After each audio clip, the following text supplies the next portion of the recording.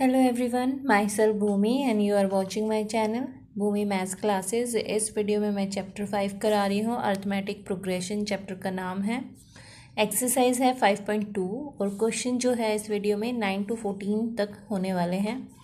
I hope you will like my work and explanation. If you like my work please do like share and subscribe my channel. तो start करते हैं question 9 से। Ninth question में हमें दिया गया है if the third and the ninth term of an AP are 4 and -8 respectively which term of this AP is 0। तो हमें दो इसकी जो टर्म है वो दी गई है, जैसे कि गिवन है हमें, ये सोल्यूशन है यहाँ से।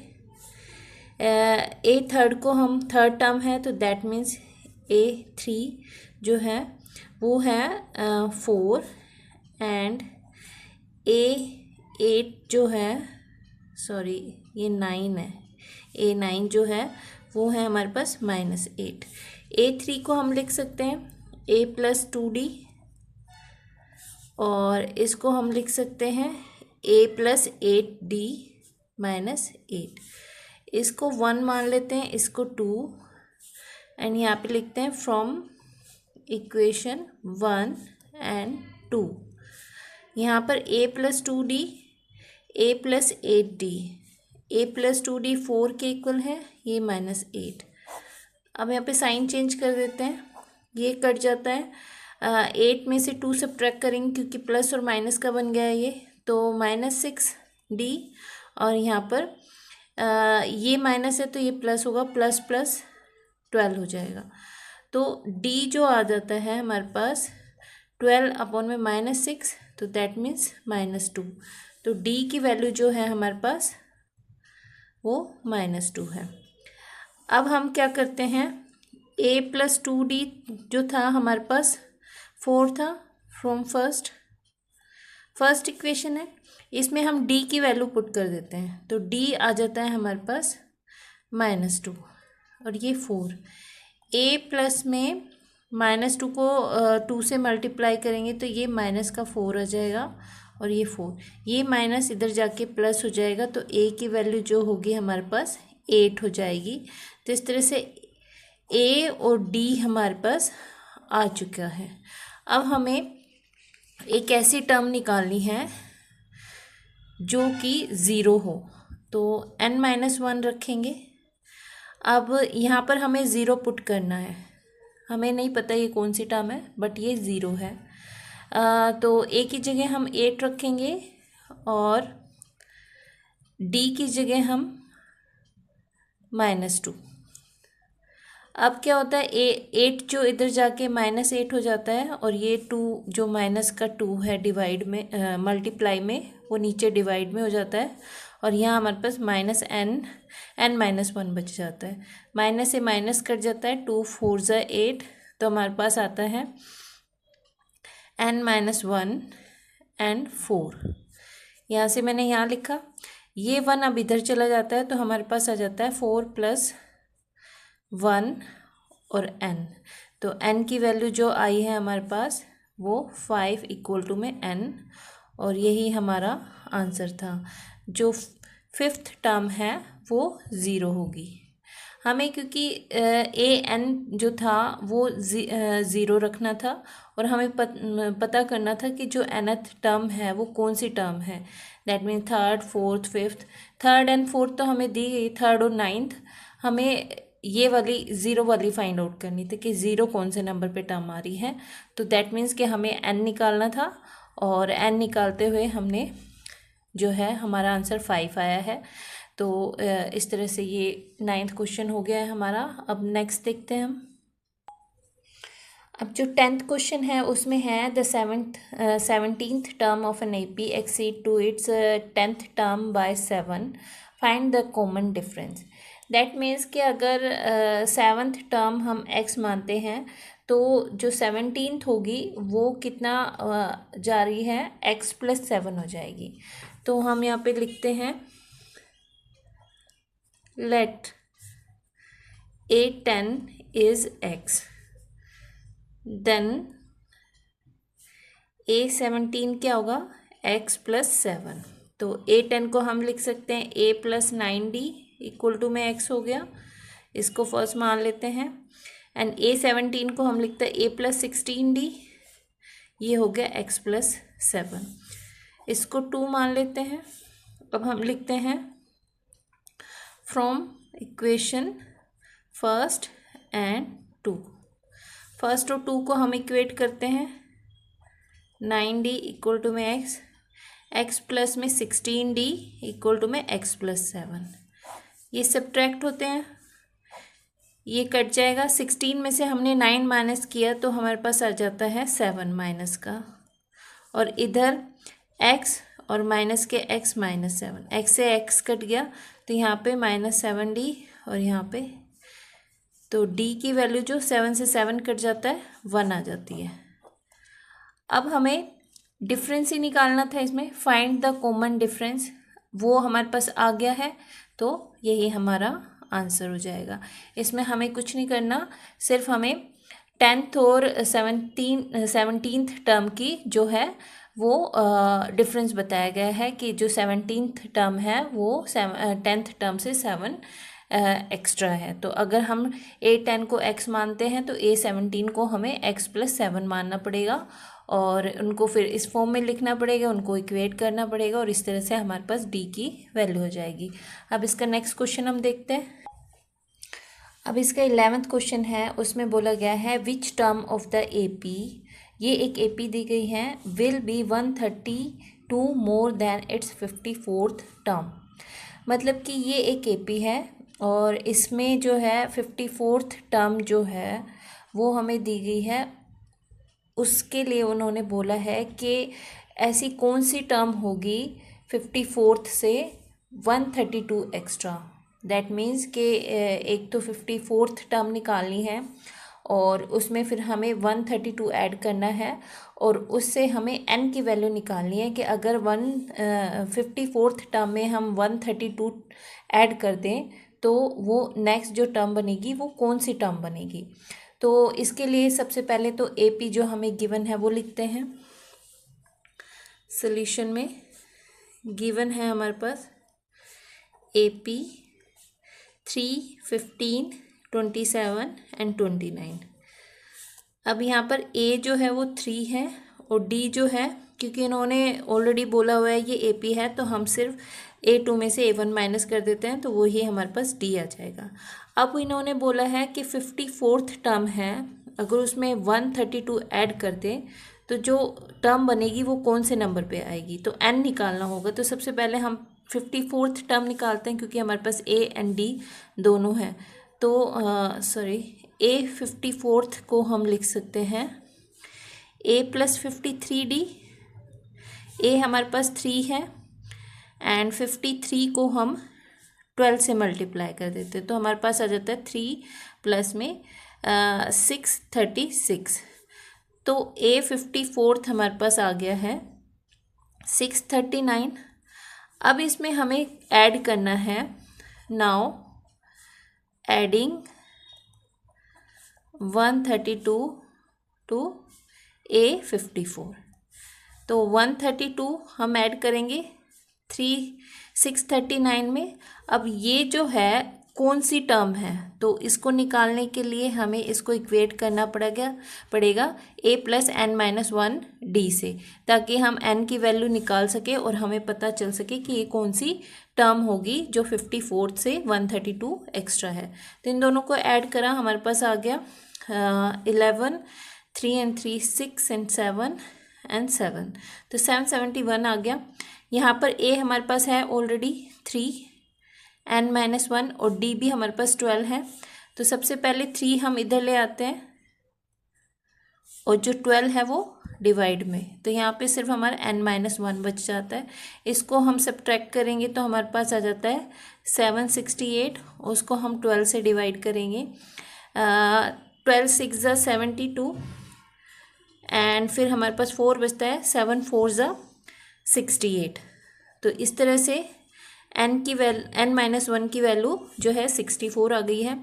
अब ये यहाँ पे माइनस का है तो इधर जाके प्लस हो जाएगा। 64 में 1 प्लस कर देंगे तो हमारे पास जो n की वैल्यू है वो 65 आ जाएगी।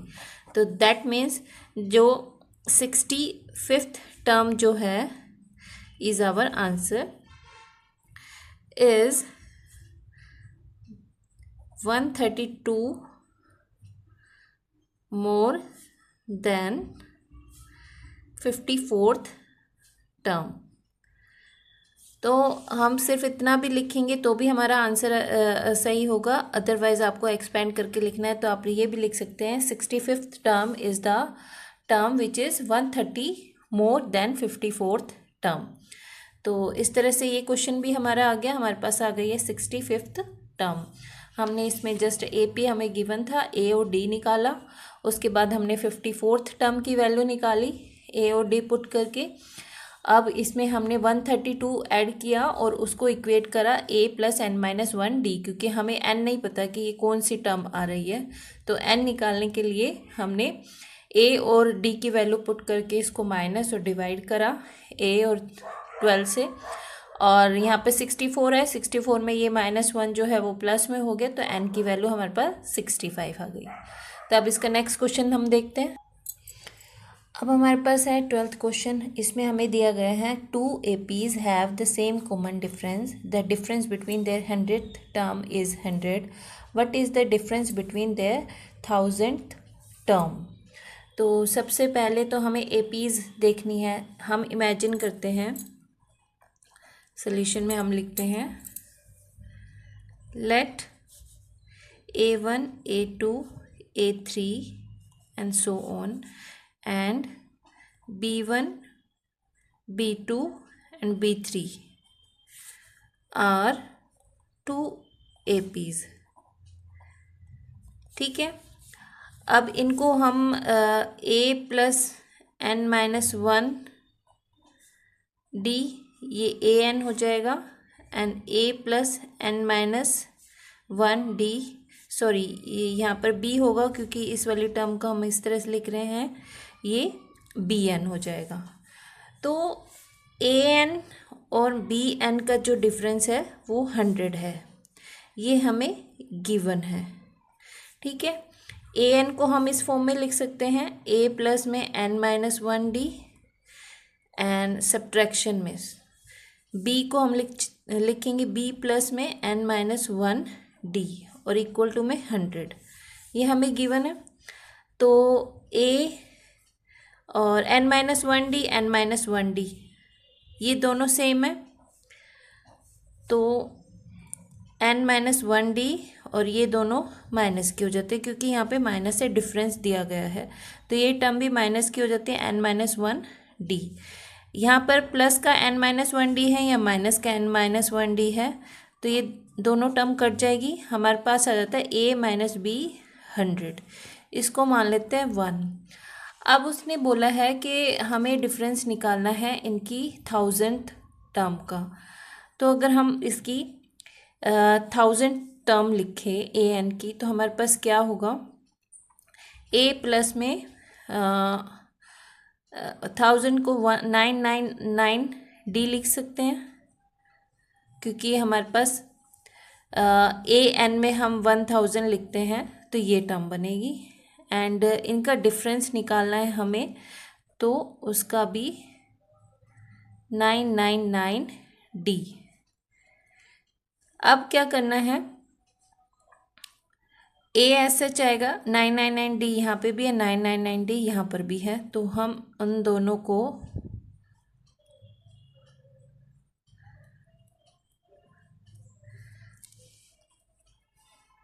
ये इससे कट जाएगा, हमारे पास आ जाता है ए माइनस बी, और ए माइनस बी जो था वो 100 के इक्वल है, तो हम यहाँ लिख सकते हैं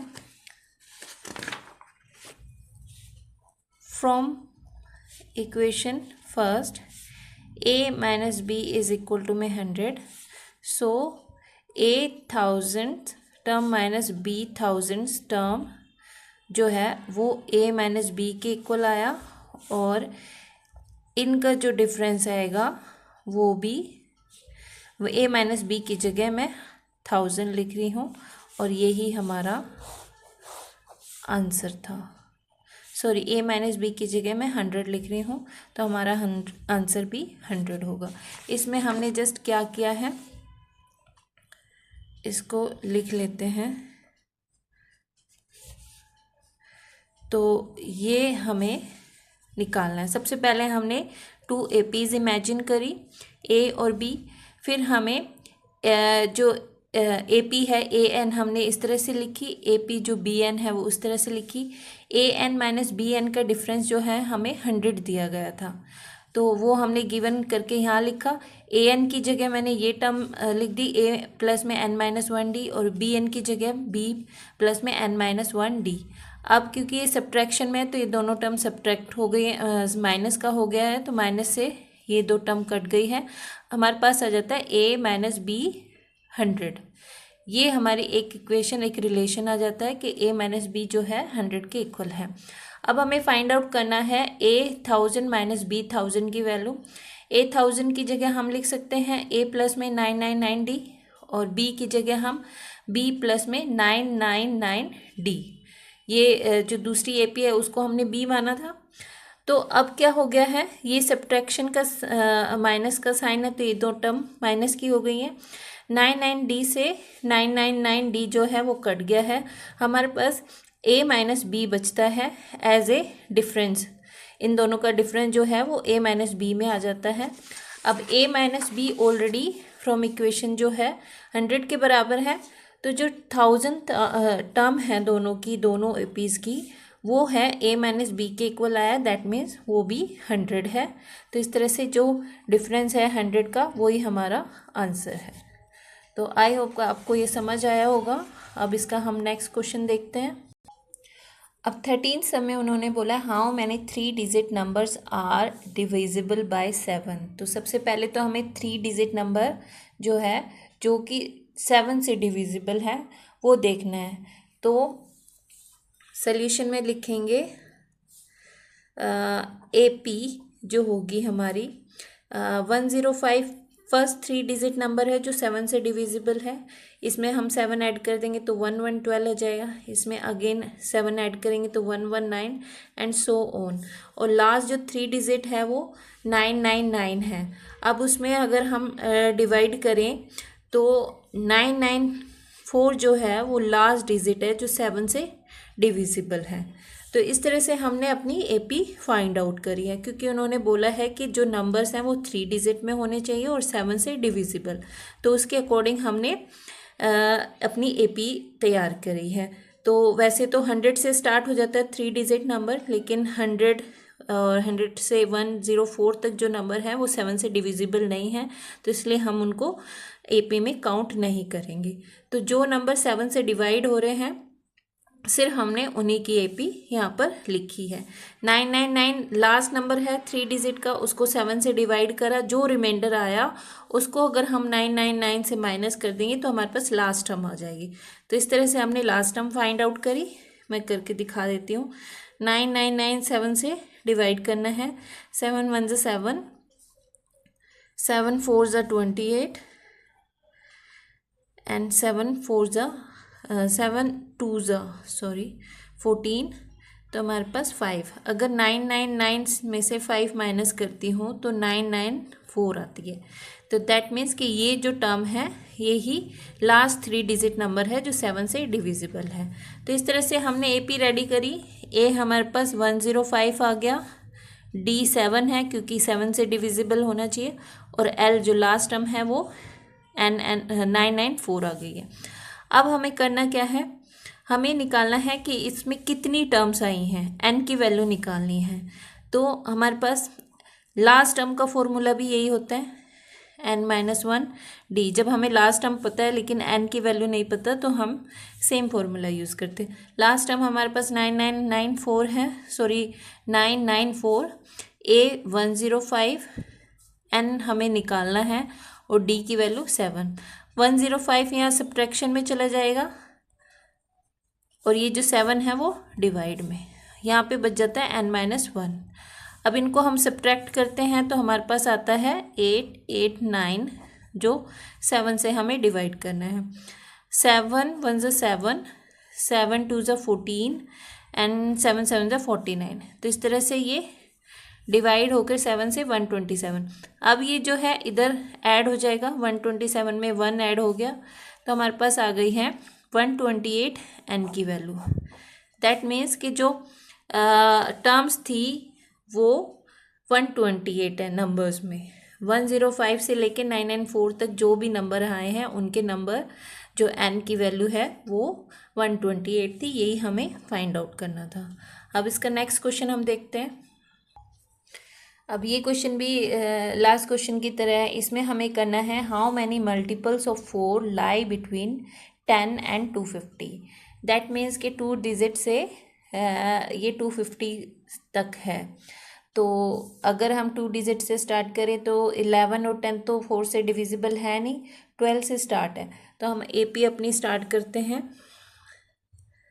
हमारी AP होगी 12, 16, 20 एंड 250 को हम करते हैं तो 2 6 24 एंड 24 अगर हम यहाँ पर 248 रखें तो वो पूरा 4 से डिवाइड हो रहा है, क्योंकि 250 तो पूरा होगा नहीं, 248 तक ही लास्ट डिविजिबल है। उसके बाद अगर हम नंबर लेते हैं तो वो 250 से बड़ा होगा नंबर, तो वो हम नहीं ले सकते। अब AP से हम A की वैल्यू निकाल लेते हैं। A हमारे पास 12 है, D हमारे पास 4 है और लास्ट टर्म जो है वो 248 आ गई है। अब सेम फॉर्मूला लगाते हैं, A प्लस में n-1 D, हमें n निकालना है यहाँ पे। अब L जो है हमारे पास 248 है, A जो है हमारे पास 12 है, n-1 और D की वैल्यू 4। 12 इधर जाके माइनस में हो जाएगा और 4 यहाँ पर डिवाइड में। n-1 की वैल्यू इधर, n-1 इधर रखेंगे। अब इनको डिवाइड करने पे सबसे पहले तो हम सब्ट्रैक्ट करेंगे। 248 में से 12 सब्ट्रैक्ट करने पे आता है हमारे पास 236। उसको 4 से हम डिवाइड करेंगे तो 4 5 ज़ा 20 एंड 4 9 ज़ा n-1। अब ये 1 जो है इधर प्लस में चला जाएगा, 59 + 1। तो इस तरह से n की वैल्यू जो है हमारे पास 60 आ जाती है। और यही हमें टर्म्स जो थी, नंबर ऑफ टर्म्स वो निकालनी थी। यही हमारा आंसर है। इसमें भी हमें सबसे पहले जो हमारा टास्क है वो AP बनाना है। तो AP का है सबसे इम्पोर्टेंट कि 10 से 250 के बीच के नंबर हमें लेने हैं जो 4 से डिविजिबल हों, मतलब मल्टीपल ऑफ 4। दैट मीन्स कि वो नंबर्स जो 4 से डिवाइड हो सके, 4 की टेबल में आते हैं। तो इस तरह से 12 से स्टार्ट होगा और 248, क्योंकि 249 और 50 4 से डिविजिबल नहीं है, तो इसलिए हमें सिर्फ 248 तक लेना है। उसके बाद A, D और L की वैल्यू आ जाती है, उसे फॉर्मूले में पुट करो और इस तरह से N की वैल्यू हम फाइंड आउट कर सकते हैं। तो आई होप कि आपको मेरे एक्सप्लेनेशन समझ आए होंगे। If you like my work, please do like, share and subscribe my channel. Thanks for watching.